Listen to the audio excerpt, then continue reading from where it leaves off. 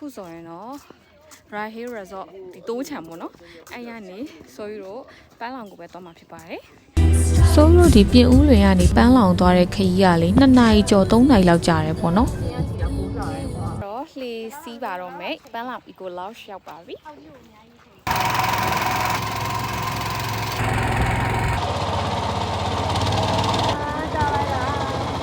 ခွာရှီကန်နဲ့ဆင်မယ်ဆိုလို့အခုသွားတဲ့ပန်းလောင်ခီးစဉ်လေးကလေတစ်ယောက်ကို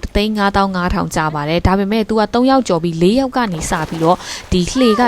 15,500ပြန်နှုတ်ပေးတယ်တစ်ယောက်ကို3,400ပဲကျတယ်ပေါ့နော်စားတာတောက်တာဒီတဲတာအကုန်လုံးပါအပီးပေါ့နော်သူရှိသွားမယ်ဆိုရင်သွားတိုက်တန်ယူသွားပါနော်ဟိုတယ်မဟုတ်တဲ့အတွက်သွားတိုက်တန်တော့မပေးပါဘူးဆိုလို့မှားထားတဲ့ဟာကြီးစားမယ်ပေါ့နော်သူကဆိုလို့ကတနေ့3နှက်စားရတယ်3နှက်စားရတဲ့ဟာကိုဆိုလို့ကရောက်ချင်းဟာကိုညစာအနေနဲ့စားလိုက်တာပေါ့နော်နောက်နေ့တော့မနှက်စားတယ်လှိလဲစားကိုစားလိုက်ပြီပေါ့နော်ဒါလေးကတော့ညစာအတွက်သူတို့ပြင်ပေးတဲ့ဟင်းလေးပေါ့နော်ဝက်နံရိုးကျော်ဝက်လက်နဲ့အာလူးနဲ့ဒီစမွာတုံးဆလတ်တုံးနောက်ပြီးတော့ဒီငန်းပြားရေးကျော်နဲ့ချမောင်ရွက်နဲ့မြစ်လေးလည်းပါတယ်ပေါ့နော်မင်းစားကန်နီးကိုစကားကိုတတိချက်ချောက်ပြောနေကြတော့ဆိုတော့ဒီနေ့ကတော့ညစာစားပြီးနားဖြစ်တယ်ပေါ့နော်ဒါလေးကတော့နောက်နေ့ရမနက်စာလေးပါတဲချော်ရယ်ခိုးချော်လေးနဲ့တဲချော်တော့မဟုတ်အကျော်ဆုံးရယ်အကျော်ဆုံးနဲ့တွဲစားဖို့အတွက်အချင်းရယ်နောက်ပြီးတော့ဒါငန်းပြားကြီးကျော်ဒါနည်းနည်းလေးဆက်ဆက်လေးနဲ့ညံ့တယ်ဒါစသားကြောက်ဖို့ဆော့စ်နဲ့ကြုတ်ကြောက်ဒါဘောကနော်ပန်းလောင်ကလေလုံးဝဆက်သွယ်မှု area ပြင်ပါနော်သူ့စီမှာလေတိုင်လုံးဝမမိပါဘူးဒီပန်းလောင် Eco Lodge ကနေတက်တယ်သူတို့ကအနာအဲ့ဒီပန်းလောင် Eco Lodge မှာသူတို့ကတန့်လေးပေးရပေါ့နော်အဲ့တန့်လေးနားမှာရေတကွန်မရှိရေတကွန်ရှိမှရေတကွန်လေးရတက်တက်ပေါ့နော်အဲ့ဒီရေတကွန်သွားဖို့အတွက်တောင်နဲ့တက်ကြတယ်အဲ့တောင်တက်တာလဲ15မိနစ်လောက်ပဲတက်ကြတာပေါ့နော်နည်းနည်းလေးတော့မတ်တယ်ဒါပေမဲ့ခဏလေးနော်လမ်းလေးကူးလိုက်အောင်မယ်စံကြောင်းလေးရှိတော့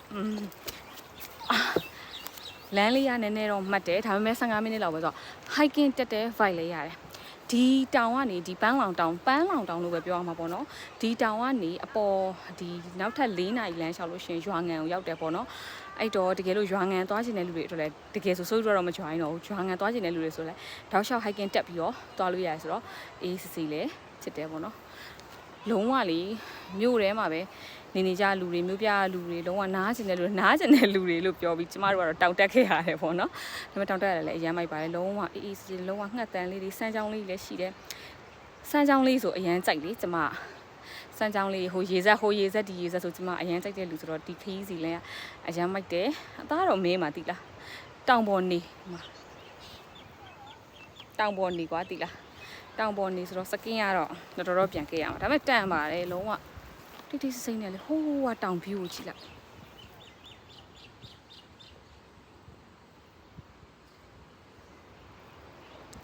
ပြီးရင်လည်းရေတကုံမှာရေဆော့မယ်ပြီးတော့အခုအုံးရှစ်သီးတွေကျွေနေတယ်ဆိုတော့အုံးရှစ်သီးတွေသွားစားမယ်ပေါ့နော်ကြားပဲကြားဘူးလားအုံးရှစ်သီးကိုမစားဘူးဟုတ်တယ်စားမယ်ကြည့်ဒီမှာကြည့်တောင်တန်းလေးကိုကြည့်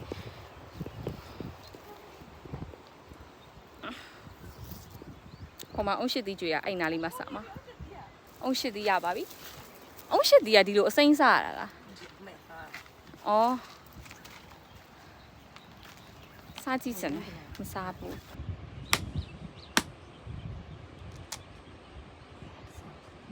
အုံးရှစ်သီးဒီလုံးပိုကောင်းတယ်ဒီလုံးကပိုကောင်းတယ်တင်းနေအော်အဲ့လိုဒါလေးကိုဒီလိုစားတာအခုတော့မလားအဲ့ဒါ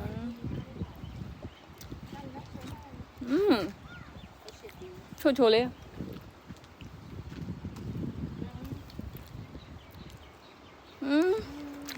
မိုက်တယ်သူက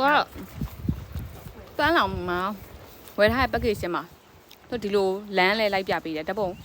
ရိုက်ပေးရလဲလှရနော်ဓာတ်ပုံရိုက်ပေးရဓာတ်ပုံလည်းရိုက်ပေးတယ်လိုက်လဲပြတယ်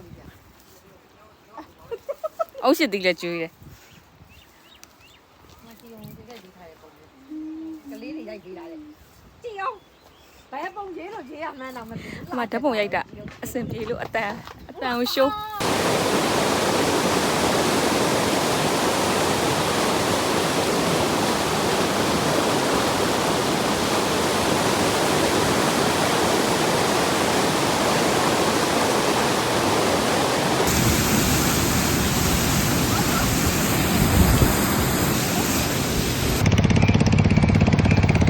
ဒါတော့ဆိုလို့နောက်ထပ်သူတို့ရေတကွန်လိုက်ပို့ဖို့အတွက်ကိုရေတကွန်က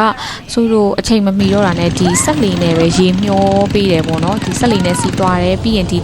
မြင့်ရဲ့နဲနဲ့ခလေလောက်ကနေမှဆိုလို့ဒီနားတဲ့နေရာလောက်အထီကိုရေမျောတာပေါ့နော်အရန်ပျော်ဖို့ကောင်းတယ်ရောက်ဖြစ်ရင်လေအဲ့ဒါလုပ်ကြည့်နော်ပန်းလုံးမှာလေတိုင်လုံးဝမမိပါဘူးအင်တာနက်လိုင်းမရတာမဟုတ်ပါဘူးတိုင်ကိုမမိတာပါဖုန်းလည်းဆက်လို့မရဘူးပေါ့နော်အဲ့တော့လုံးဝနားလို့ရပါတယ်ဒီလိုစမ်းကြောင်းလေးထဲမှာစားကျင်တယ်ဆိုလို့ရှင်လေသူတို့ကိုလေဒီနားလေးမှာပြင်ပေးပါလို့ပြောလို့ရတယ်တိလားအဲ့မှာဆိုယူတို့အတွက်ဟင်းနေရလေ main dish ကို3မျိုးလောက်ထားပေးပြီးတော့လေဒီအရန်ဟင်းတွေရောအချိုပွဲတွေအတွက်ကိုပါတယ်ပေါ့နော်အခုဆိုရင်တော့ပန်းလောင်ကနေပြန်ပြီပေါ့နော်ဒီကခလေးတွေပြောပြရတာအရာဆိုရင်ဒီကအရင်ကအများကြီးပိုလှတယ်ပေါ့နော်ဒီရေကြီးတာတွေကြောင်းမို့လို့ဒီမြေကြီးပြိုသွားတာမို့လို့ဒီလောက်ပဲကျန်တော့တာပေါ့နော်အဲကြောင့်မို့လို့တစ်ပင်တွေအများကြီးစိုက်ဖို့ကတော့ရေလေးရလောက်စတိုက်ကူလို့အရန်ကိုစုပ်ပြတ်နေတာပေါ့နော်အဆုံးထိကြည့်ပြီးရတဲ့အတွက်ကျေးဇူးအများကြီးတင်ပါတယ်နောက်ဗီဒီယိုမှာတွေ့ကြမယ်တတ